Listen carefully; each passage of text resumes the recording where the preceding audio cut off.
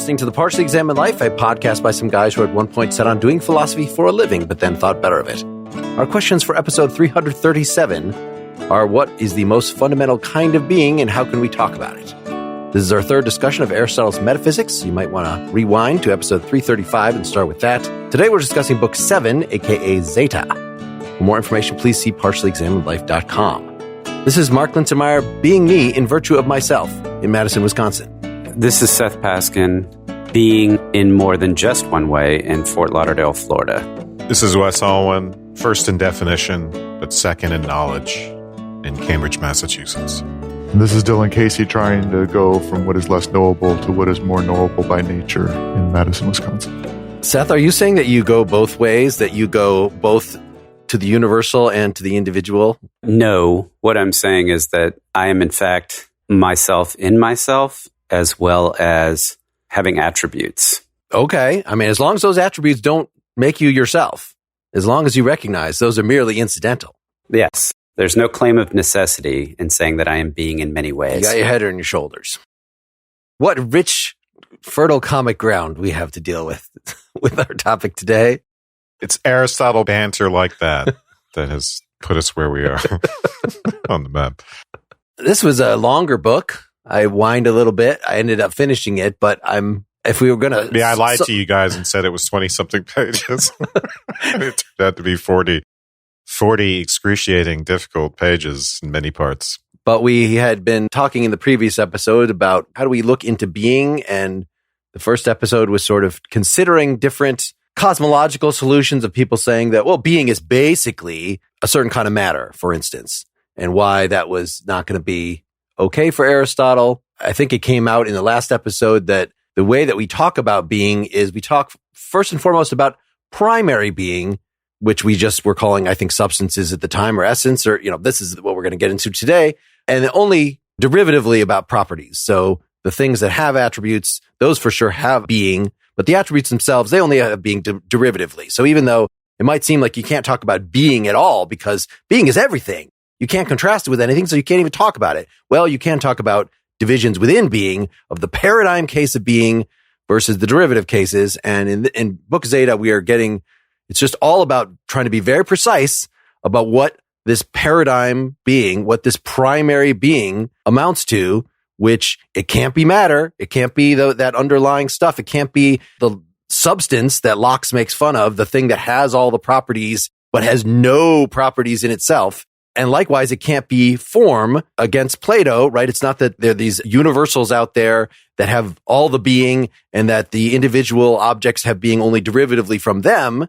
No, it is actually the individual objects. This chair in front of you, well, that's not a good example. This person, natural kinds, has being, but in virtue of not just the combination of form and matter, but a certain conception of form that is the substantial form. Yeah. So in our first recording, Mark, as you said, we were looking at how it is we could study being qua being at all.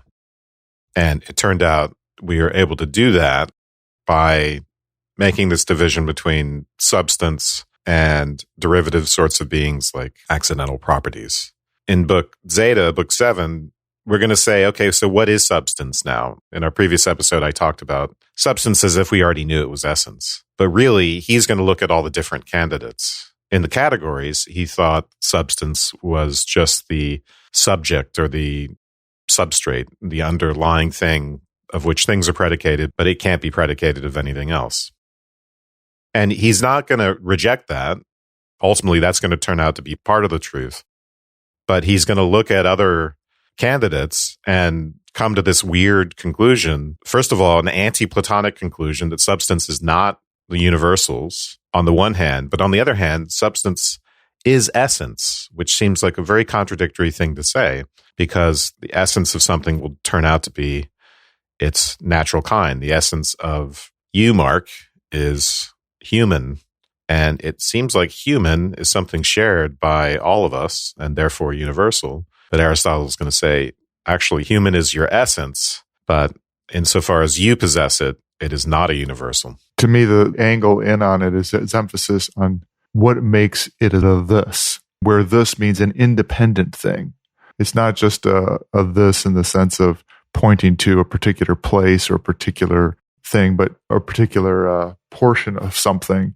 But how do you get to the joints between what individual independent this is? That's where he is focusing on how to understand what being is. That's the paradigmatic case. He's always navigating towards seeing the source of being in what is an independent thing. Yeah, I think he's getting drawn in two directions in a way and finding a really fascinating compromise between them.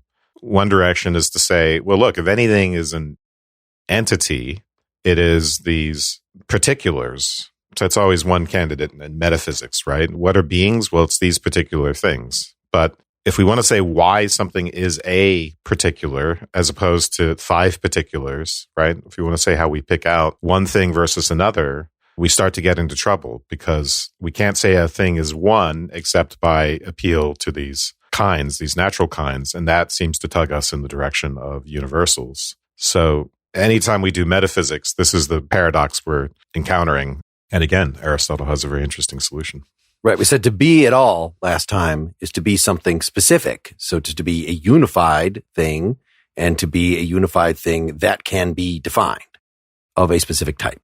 So we do get later in this chapter into the question of definitions, which I guess he's already talked about in other books, but he wants to sort of make a move from the metaphysical to the logical to talk about how it seems like Socrates, he's wanting to argue that Socrates is a particular, is a bearer, is primary being, but isn't Socrates a bunch of things? I mean, he certainly has a bunch of properties.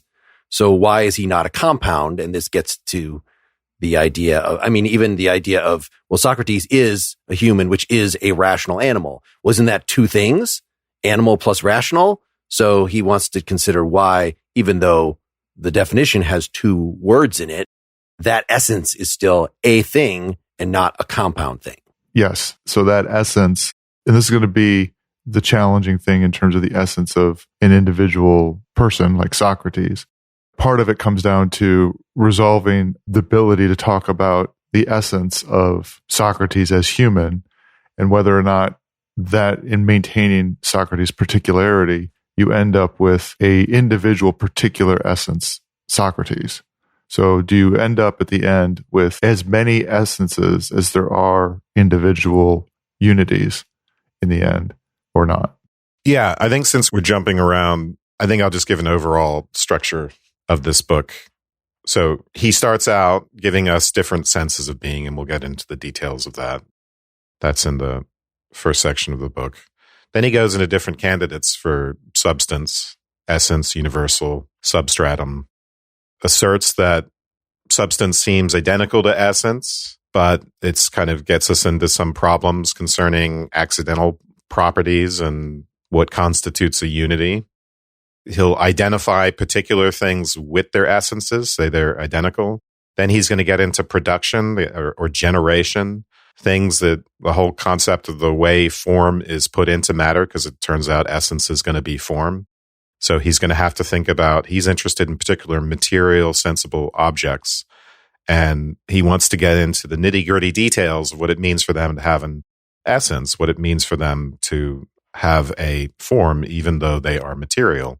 I hadn't really thought about this, but just, for Plato, there's a reason only things that are unchanging can have forms at all, right? A triangle can have a form, but like actual triangles in the world, well, that piece of stone that is triangular now, well, it's always changing. So you can't really say anything. You can only be coherent about that individual material triangle by referring to the form. The forms are what actually are and have essences. So to say that a changing material thing can actually have an essence and that they are the things that have essences creates some new issues.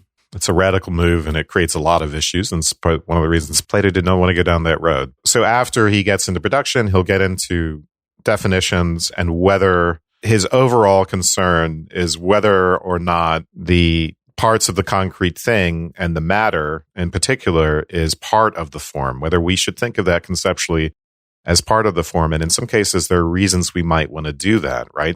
Human beings are instantiated in flesh and bone.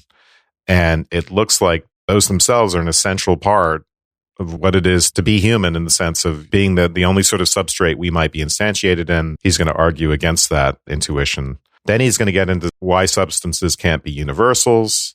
And he's going to end up telling us, resolving the paradox of how it is that we can say ultimately this unified particular thing, which is what it is in virtue of a form and whose whole is greater than its parts, why we can't see the form as a part in a weird way. We want to say it's a form matter compound, but that doesn't mean it's a typical kind of compound where you have two things joined together, form and matter. Form does not constitute a separate part in Aristotle's eyes because it would lead to this third man regress. So this is the point where we should start thinking about Hegel's concept of force. Force is what comes to the rescue, but we'll get there. So that's the overall structure of this. You know, when we start jumping around between definitions and essences, it's kind of difficult to see. It looks, when you first read it, it looks like it's just this big jumble of things, but I think there's a flow to it. Yeah, I definitely got thrown off by the time we got to, we're going to make this logical shift. We're going to start talking more about definitions. But if that was all just a way of working up to talking toward the end of the chapter about what a form actually is for Aristotle, okay, that makes sense. Form is defined by the definition, right? You'd think a form is a really complicated thing, right? It's all the nuances, the shape of something, which for a perfect circle, you could maybe define very simply. But for a human being, like what goes into their form would be at least as complicated as like the entire string of DNA or something like that. But no, the form is just rational animal, period. And I guess animal implies some things about it being fleshy and stuff, but that doesn't mean that the parts of the form include the bones and the ligaments and the stuff that you would, you know, an anatomist would say is the human form. It's even more radical than that. He's thinking that a human being could be instantiated in something other than flesh and bone. He considers this effectively the whole artificial intelligence a possibility.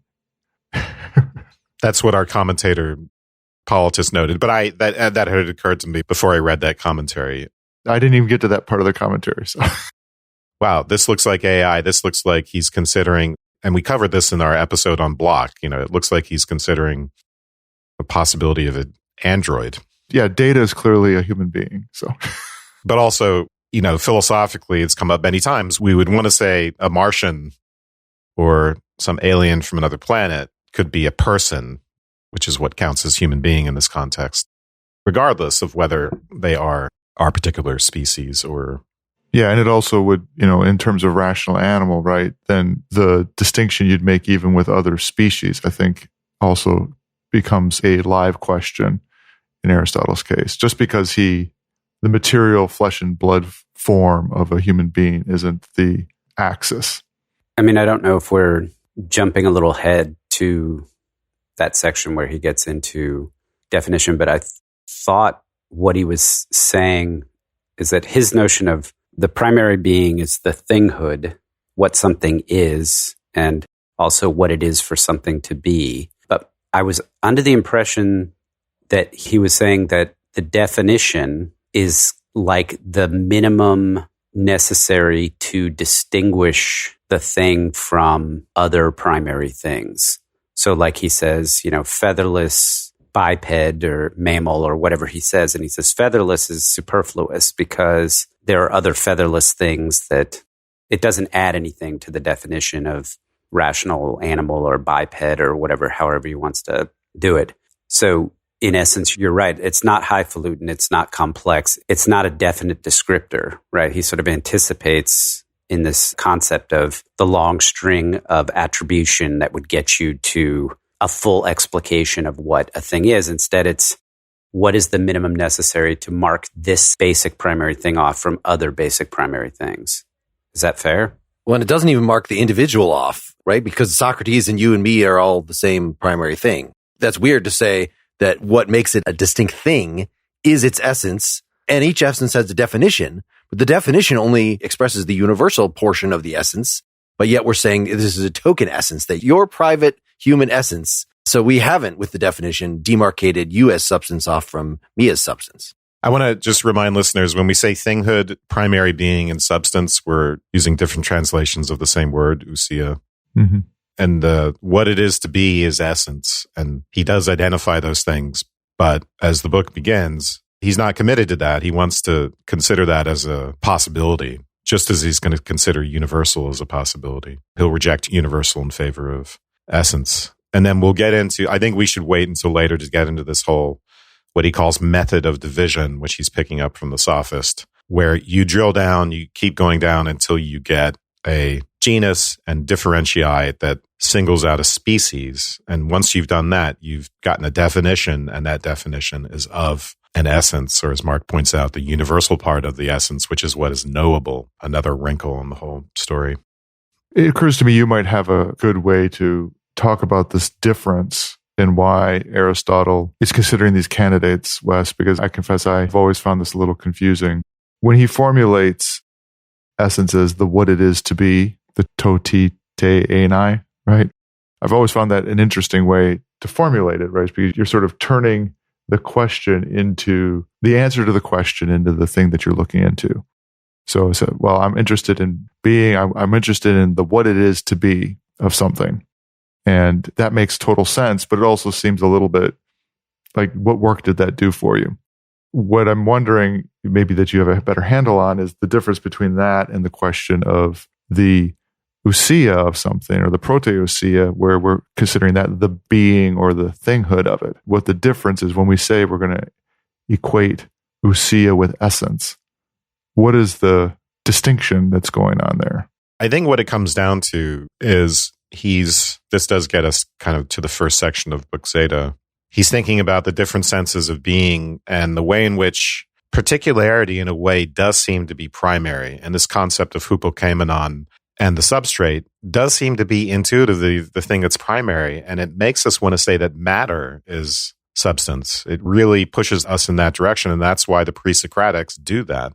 And of course, they're not wrong in a way, especially when we get to modern science. We know that matter is going to play a big role in saying what the substance of something is.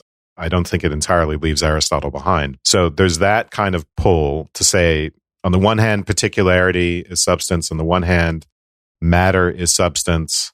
But on the one hand, we really do, even though he rejects Plato, there are good reasons for saying universals are substances.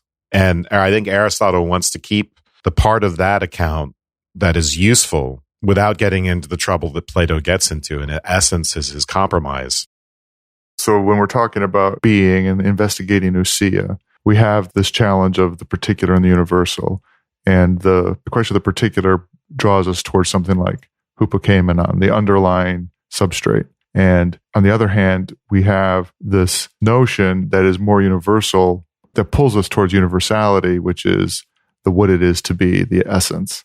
And is navigating between those things as distinct forms of what it means to talk about something having being. You know, in this first section, he'll do two things. One of them is to distinguish.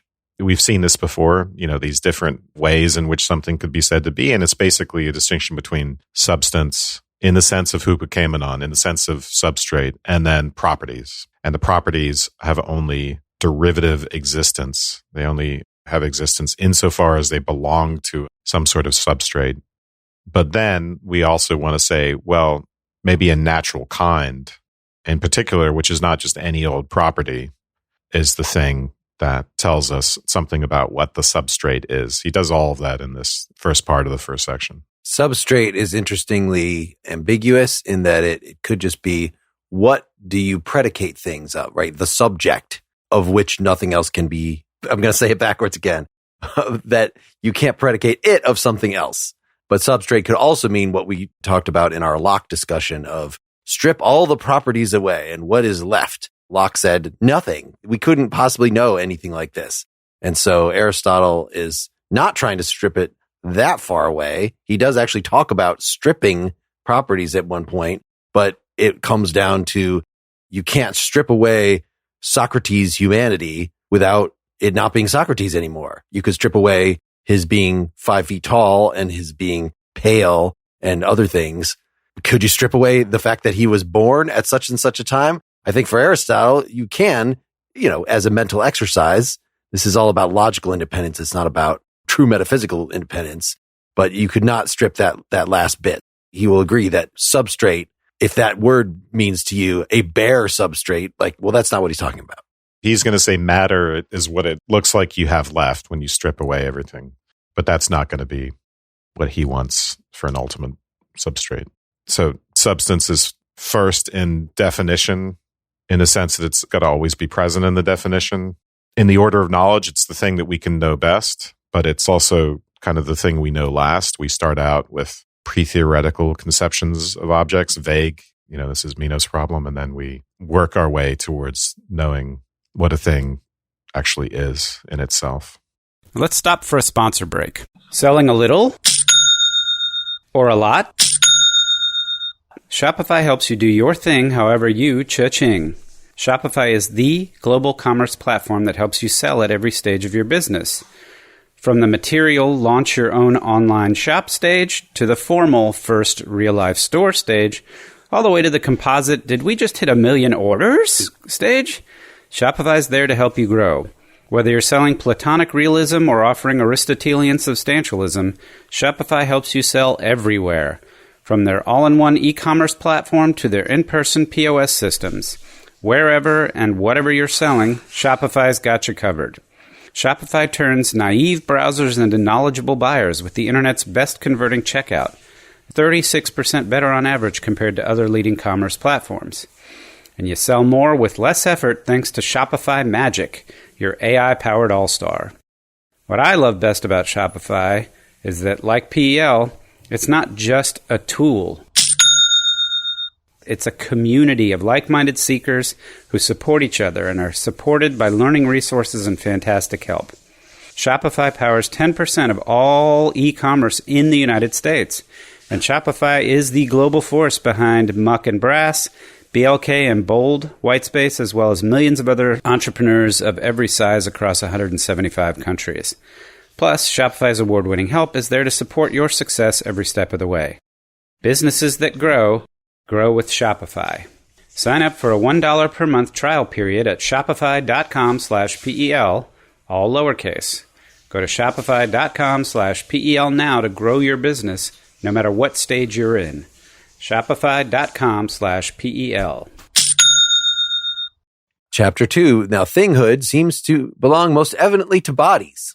Whether these alone are independent things, or there are also others, or just some of these, or some in addition to some other things, or none of these, but something different must be examined.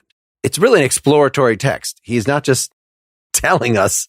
He's saying lots of tentative things, fishing around and making different arguments. And eventually, right, this whole thing could have been reduced quite drastically, I feel like, but maybe we wouldn't have as much. I had a hard time being patient with the subtleties of, what is actually said in this section versus what is in the previous section, when he could have just done what we have been doing in the last half hour and just tell you the answer. Yeah, I think there could be a summary, there could be a Spark Notes or Cliff Notes or whatever they are of this that did that for you. But I'm sure for him, especially if these are notes from a course, that would not be the appropriate way for him to go.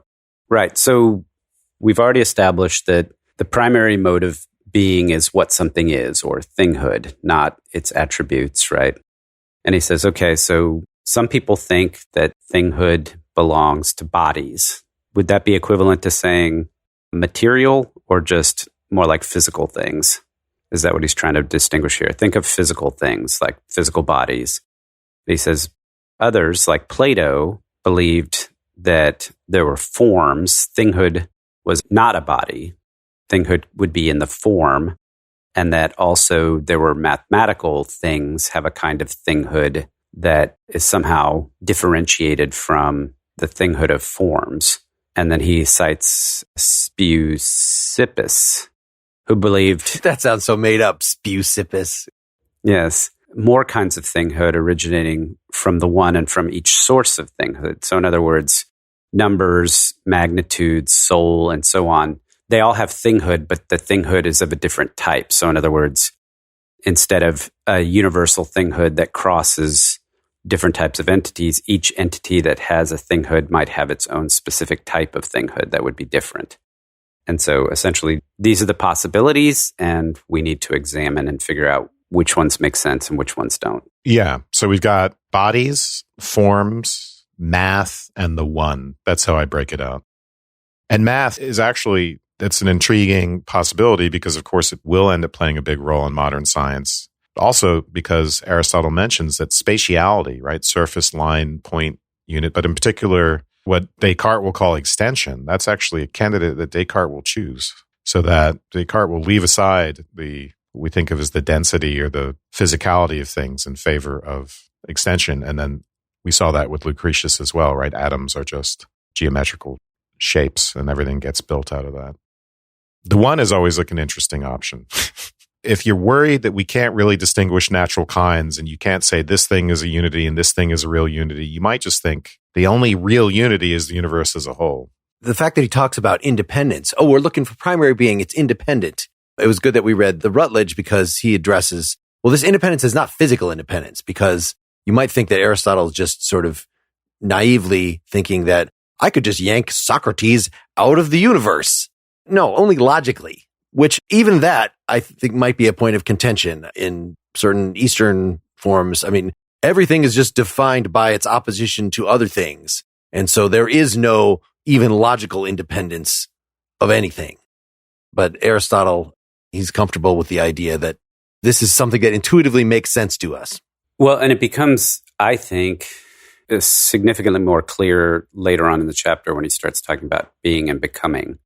I don't know that we want to bring that in here, but that really helped clarify why the line of thinking goes the direction it does here.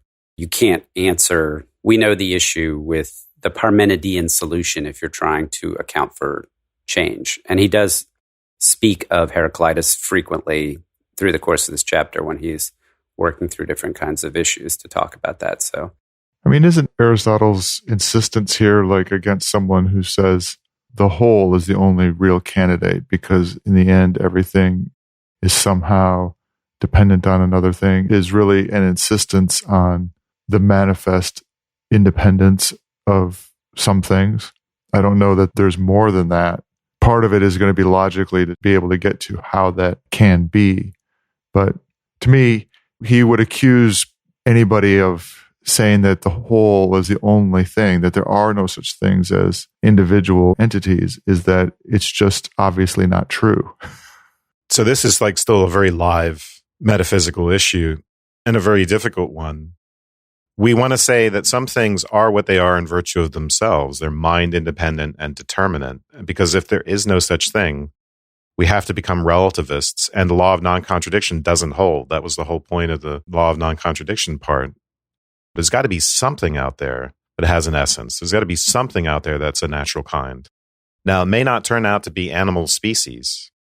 Philosophers argue about how to define a species and the fuzzy boundaries between them. Maybe it's things like atoms or other even smaller units. Maybe those are the only things that turn out to have essences. And when we look at the natural world around us, yes, a zebra is mind independently a zebra, but it's kind of derivative of smaller essence units. We want to drill down further before we say this has a natural kind. Water is, for contemporary philosophers, the paradigmatic case of a natural kind, but they kind of avoid human and all those examples now because they get messy. So you can see why, if you're worried about those problems, you can see why, it's just the universe as a whole that's the natural kind. And if there's unities, if there's apparent phenomenal unities within it, it's derivative of that. You could just go the other direction, not drill down, but drill out, so to speak.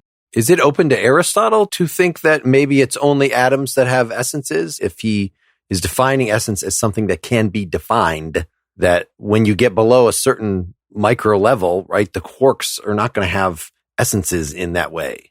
I mean, it seems to me he gives that short shrift. He mentions it in our last reading. He mentions the atomists. It doesn't look anything like what I thought atomism was. It doesn't look like Lucretius's account of Epicurus, for instance. And maybe it is somewhere in his work, but I haven't ever seen him taking atomism seriously, because that would be interesting to see what he says about it. It feels like it would align with his discussion of things like letters versus syllables. What comes down to effectively his insistence that the whole is greater than the part, and that you have a different essence between A and B and AB. Strangely, I thought that he was using the syllable example as, in some things, the essence is defined in terms of the parts, syllables being one. Syllables are defined in terms of their letters, but biological beings are not defined in terms of their bones. I agree with you. I think that in both cases, we should be looking at emergence. I thought that was his whole point of that section, but we can maybe look at the sentences more carefully when we get there. I think, Mark, you mentioned emergence. Let's come back to that, because when he's saying a thing is identical to its essence, that's an alternative to saying the essence is predicated of the thing. He doesn't want to say the natural kind is predicated of the thing, because then it would have to be universal. So we use an identity relation instead, which is, I think, Aristotle's version of emergence. I was comparing this to Wittgenstein in the Tractatus, his idea that what is the basic component of the world? Well, it is a fact. It is a merging of a subject with a predicate, which is what are the metaphysical things corresponding to those verbal things. It would seem like a fact then is a compound thing. It's a red point in this. We defined a grid. And so we've set a location and then a quality that it has that is red. But the basic thing for Wittgenstein is that point is red. And you can't, even though it seems verbally that we can divide it into the things, metaphysically, you can't divide it any further. That is the basic. So it's the same thing here. The substantial form, which seems like it's just matter plus form, is the basic, but you can't say the matter is part of it and the form is part of it. Section 2 is, okay, what are some of the candidates for substance?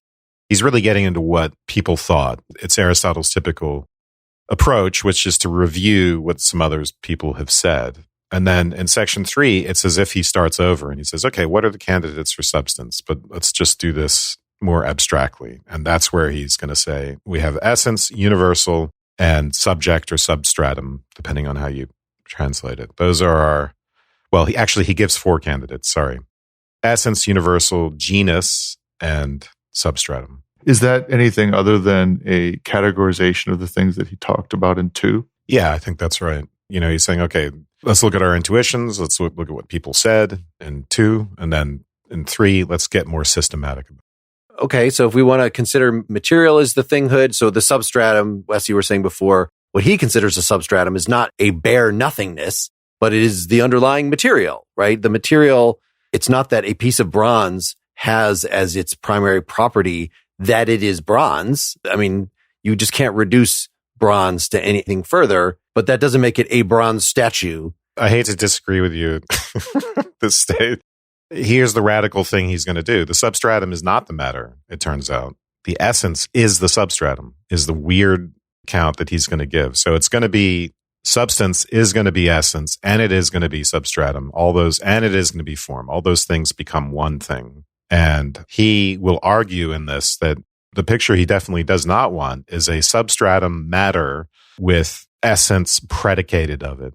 That's a view that he thinks is going to get us into trouble. Wes, are you saying that he's going to say of the 4 ways that we articulated, essence, universal, genus, and substratum, essence, universal, and substratum are all the same thing or all interrelated? Not the universal. Well, the universal is the form, is it? The form is a particular, for Plato, the universal would be the form. But we were just saying that for Aristotle, there's like the form token, we could say, the substantial form. Philosophers call it the immanent form. It's the particular token form in the individual object. And he's going to argue explicitly. Because the universal is shared. Right. So to recapitulate, in other words, Aristotle's point here that he's going to spend more time on for the rest of it is the thinghood is somehow a combination of immanent form and material and not either one of those alone. Neither is it one of them or the other or merely the sum of them. But it's the thinghood is the form / essence and / substratum subject.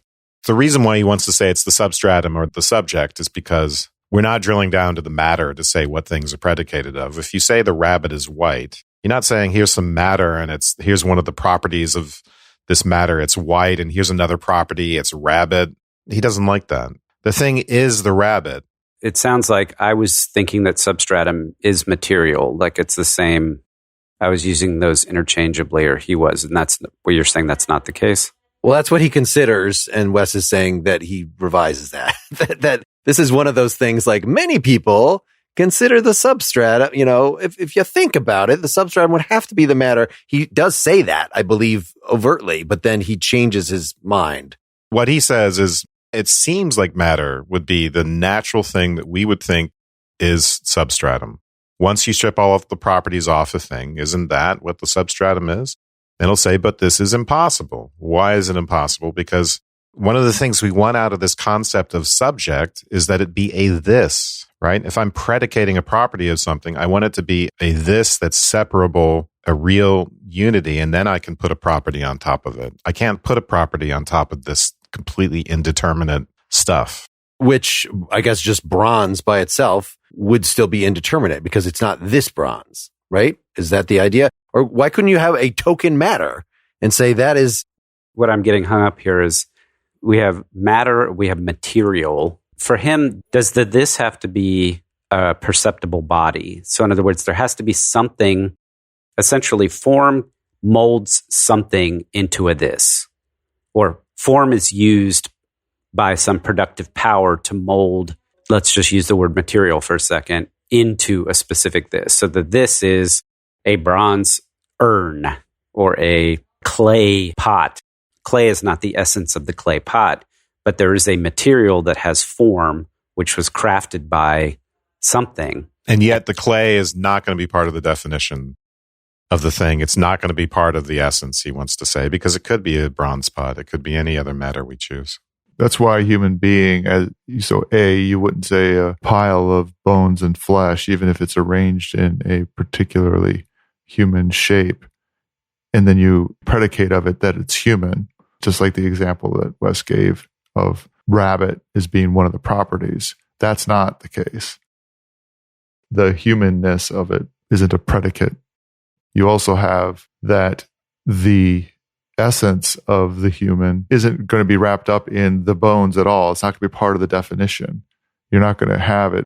Any of those attributes, this is sort of going the other direction, you're going to have any of those attributes are going to be part of the essence of a human being. Therefore, the what it is to be of a human being will not require that it have flesh and bones.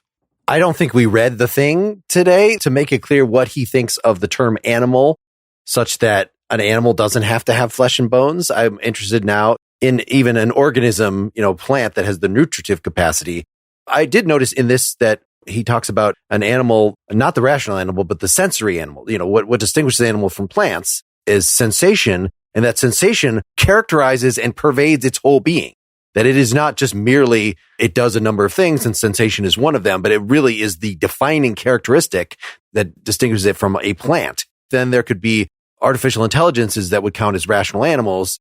Presumably there could be things that are not in flesh that count as other kinds of animals. There could be things that are not in whatever plants are made of that would functionally count as plants.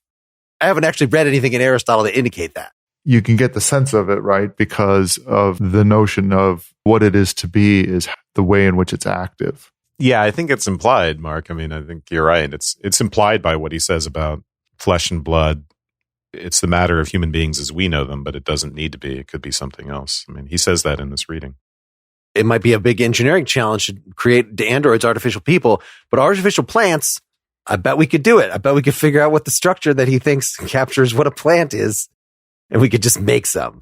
I think the best way to make an artificial plant is just to exactly replicate what nature did. You'd be using the same organic material. I guess you could do it with something different. Have you guys never been into an office building before? With all the fake plants? Any green thing you see in a hallway or an elevator is an artificial plant. That's an artificial plant in the sense that it's not a plant. Not an artificial plant in the sense that it's a plant in essence that's been created not naturally. I want to see an artificial plant that grows. It can be made of fabric, of velvet, a beautiful velvet, but I want it to grow and die. I want it to die. This proves my point. It's about becoming, not about being. But those two things are tied up together because the what it is to be of something like a plant or an animal is the way in which it's becoming all the time. The being at work. Have we run into that term yet? We'll get to it in the next reading. The core problem of philosophy. As referenced by the band Men at Work. Yeah. Being at work, being men at work. Mark, you just stole exactly what I was about to say. Who can it be now? I mean, come on, it's right there. Defined as down under.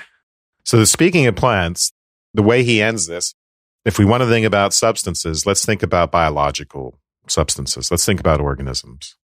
Because in his paradigm, right, they're sensible, so they're more knowable than other candidates for substance. And so they're a good starting place for our investigation. We might find out that universals turn out to be substances.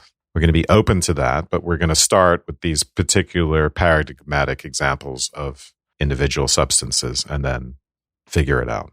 And that leads us into chapter 4. But isn't that also, I mean, those example, choosing plants or animals as the paradigmatic case that we have to have an answer for when we consider being, it tips his hand in some ways, right? Because if he's navigating towards that, he's not navigating towards all the things like where you end up with math or things that are in our imaginations that are perfect. Some notion of perfection is not going to be there at all. The manifestation of, well, we were just talking about this, the manifestation of being and becoming in one thing, of generation and corruption. The fact that he's taken as his hallmark example of an entity, of a thing that has being, is a living entity, whether it be a plant or an animal. That's tipping his hand. I think you're right, Dylan. And he's going to straight up say, the next section, he's just going to say, well, it seems like its substance would be identical with its essence. So he's well on his way to, spelling out that account. But it is weird to do metaphysics. And when you start to think, okay, if there are things that are what they are in virtue of themselves, what would they be? And then you look around you and it's like the desk, the things that I tend to call things, mind independently, they are what they are. Here's a speaker, here's a desk, here's a computer. They don't count. In fact, almost nothing counts. I mean, they count in a sense because technicians are artists and the form from the soul is put into them and all that stuff. But not really. Really, all we're left with are animals and plants. It's kind of a funny result if you think about it. Those are the only things that really exist in and of themselves. And then later on, we'll find out water and atoms and things like that. But most of what we would call a thing in our daily environment, I think, according to this type of metaphysics, doesn't count. He's taking the daily environment in some respect, even if he's honing in on selective examples as being the paradigm he wants to grab a hold of. He's insisting you have to start there. I think he's saying he's open to other possibilities, but at least if anything's going to be substance, it's a rabbit. I mean, come on, it's a rabbit. Maybe something else is, but let's start with the rabbit. But that's what I mean by tipping his hand, right? Because I think there's a way in which other people like Plato or other philosophers, they say, well, obviously a rabbit isn't a thing, right? Because there are all kinds of rabbits, right? I mean, for him, the existence of particulars that have their own motions are clearly things that have being, that we have to account for that. He would be open to saying the rabbit is what it is by virtue of a Platonic form. At least that's what he has to say he's open to at this point. And of course he does, he gives lengthy arguments against that. But so he is considering it. Mm-hmm. But even Plato, through Socrates, will admit we're not going to choose mud, as in the Parmenides. That's not going to be our paradigmatic case and ask whether there's a Platonic form of that, because not even Plato is sure about that.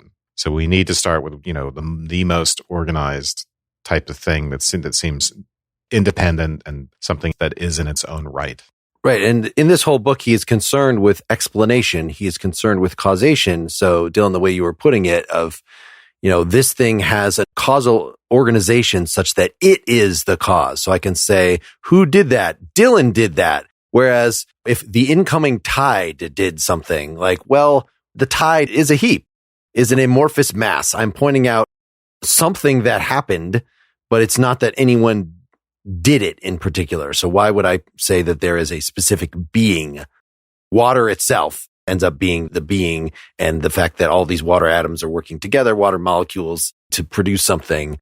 If we want to give a causal account, we would end up having to talk about the substance water and its properties, not about this wave as being an entity, because the wave is just a heap.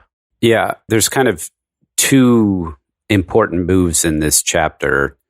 One is the kind of triangulation to hone in on thisness, or what could be a this. So if what you're talking about is a compound that could potentially or seems to contain two other thises, then it's not going to be a this. Or if it's an attribute that is not equivalent to the thing that underlies the attribute or in which the attribute adheres, that's not going to be a this either.